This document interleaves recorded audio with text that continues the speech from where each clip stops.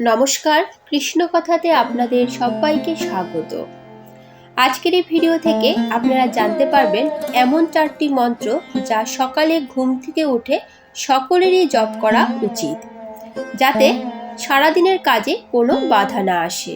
এই 4টি মন্ত্র এতটাই শক্তিশালী যে নিয়মিত ঘুম থেকে উঠে জপ করলে সারাদিনের কাজে কোনো বাধা আসে না।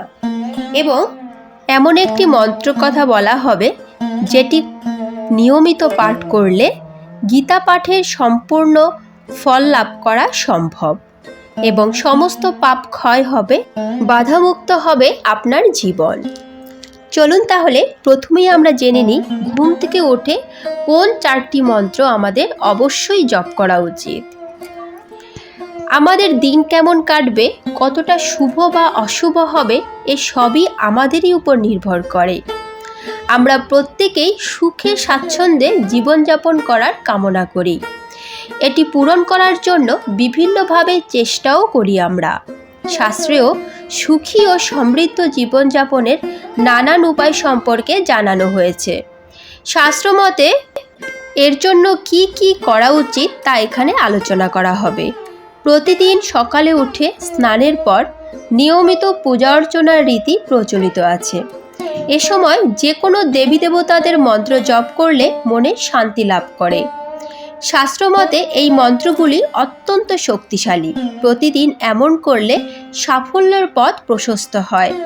মন্ত্র জপের ফলে পরিবারে ইতিবাচক শক্তির বাস হয়, মন শান্ত হয় এবং ইন্দ্রিয়কে নিয়ন্ত্রণে রাখার ক্ষমতা বৃদ্ধি পায়। সকালে ঘুম থেকে ওঠার পর কি কি করা উচিত সে বিষয়ে জেনে নেওয়া যাক।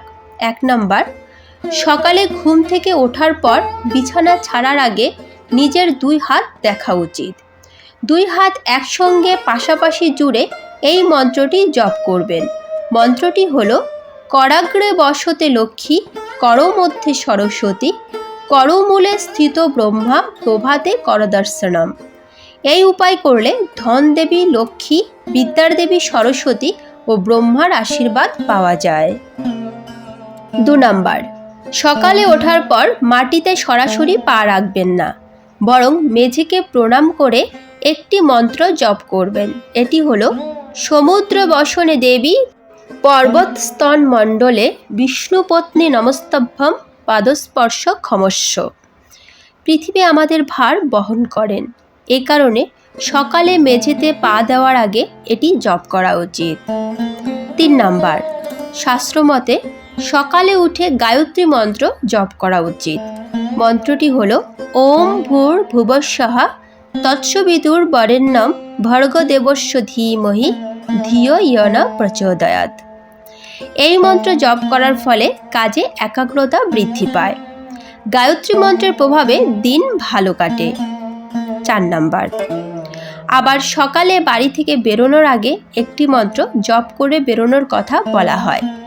এটি হলো সর্বমঙ্গল মাঙ্গল্যে শিবে সর্বার্থ সাধিকে শরণ্যে ত্রয়ম্বকে গৌরী নারায়ণী নমস্তুতে।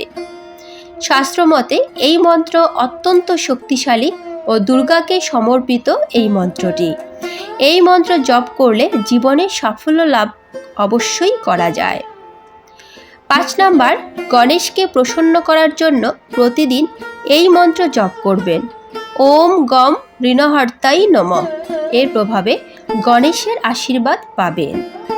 6 নম্বর, সকালে ঘুম থেকে ওঠার পর যেন সবার আগে ভালো কিছু দেখি, সেদিকে বিশেষ নজর রাখা উচিত। তাই শয়নকক্ষে দেবী দেবতা বা কোনো সুন্দর ছবি লাগাবেন। এর প্রভাবে দিন ভালো কাটবে। ভুলেও হিংসাত্মক বা হিংস্র পশুর ছবি বাড়িতে লাগাবেন না।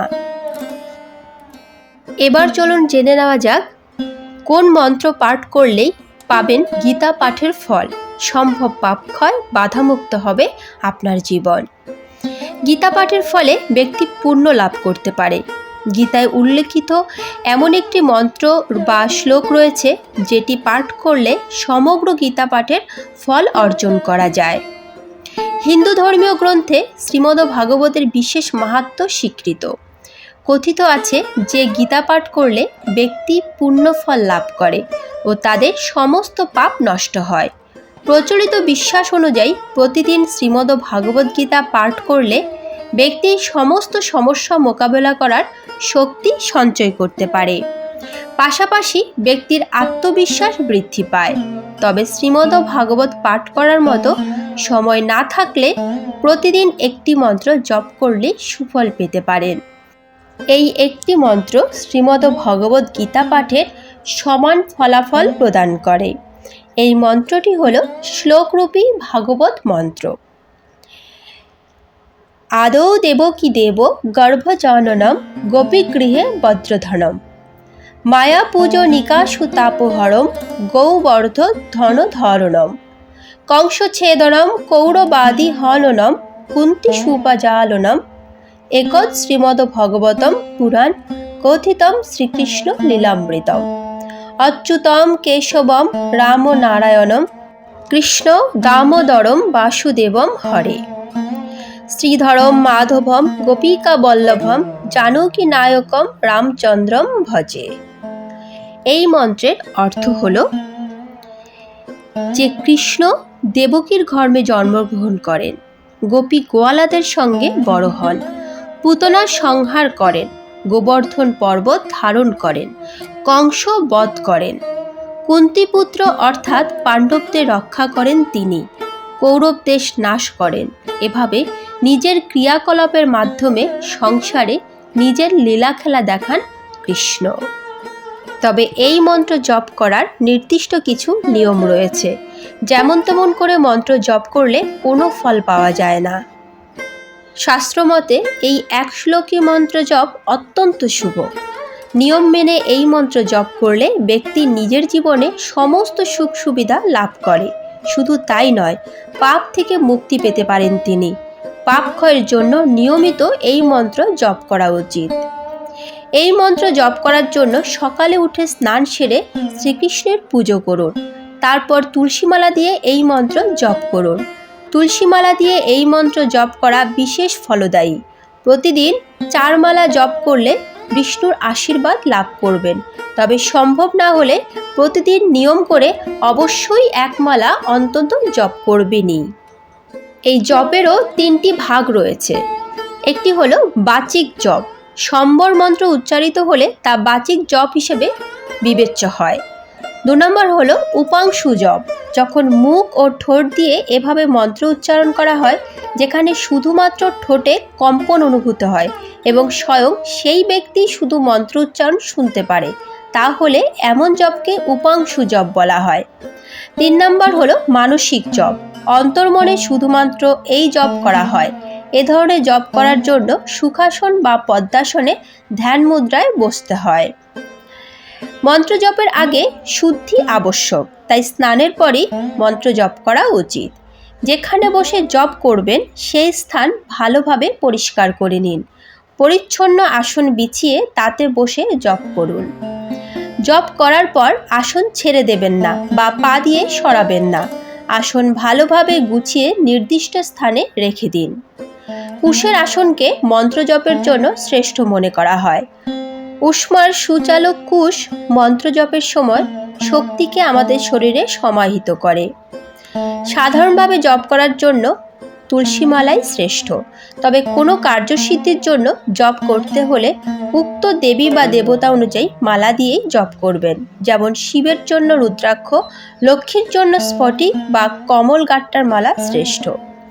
জপে যাতে কোনো বাধা না পড়ে বা একাগ্রতা নষ্ট না হয় তার জন্য শান্ত স্থান নির্বাচন করুন। সকালের সময় মন্ত্র জপের জন্য উত্তম, কারণ এ সময় পরিবেশ শান্ত, শুদ্ধ ও ইতিবাচক থাকে। প্রতিদিন মন্ত্র জপের অভ্যেস থাকলে একটি নির্দিষ্ট স্থানে নির্দিষ্ট সময় জপ করুন।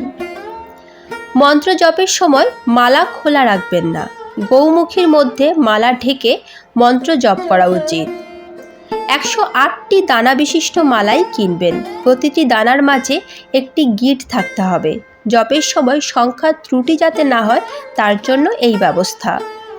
যে দেবী দেবতার জপ করছেন তার ছবি মনে মনে স্মরণ করুন এবং জপ করুন। প্রতিদিন অন্তত 1 মালা অবশ্যই জপ করবেন। আজকের মতো ভিডিওটি এখানেই শেষ করলাম। আশা করি আপনাদের ভালো লেগেছে। যদি ভালো লেগে থাকে তাহলে অবশ্যই একটি লাইক করবেন। কমেন্টে রাধা মাধবের জয়গান করতে ভুলবেন না যেন।